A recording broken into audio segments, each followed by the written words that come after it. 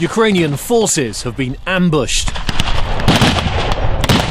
They need to fight off the enemy and also care for the wounded. But this is just an exercise. It comes after a month of training in central Ukraine carried out by British military instructors. The techniques that we're teaching the Ukrainian army are the exact same techniques that we use when we go to war zones. Some of the soldiers that we've been teaching today are conscripts that have been called up to go help out in the fight. They're just as keen, they're just as willing, you know, they're fighting for a good cause.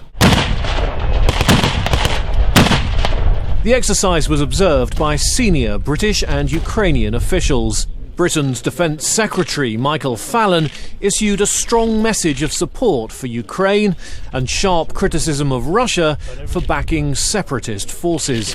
Britain is doing this because Britain is a friend of Ukraine, and Ukraine is a friend indeed.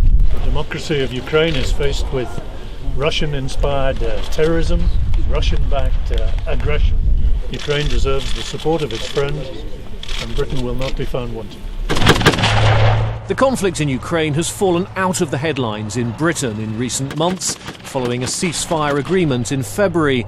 But that deal has been consistently violated, and Fallon insisted on the need for vigilance. The conflict in eastern Ukraine is one that the West should not forget, and we've seen an alarming increase in the number of attacks on the line of contact and the movement of heavy weapons, tanks and artillery.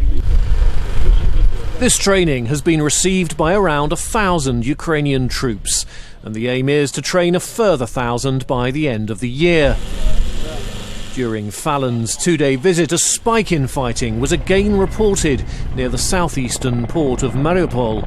The conflict, he said, was not frozen, but still red hot.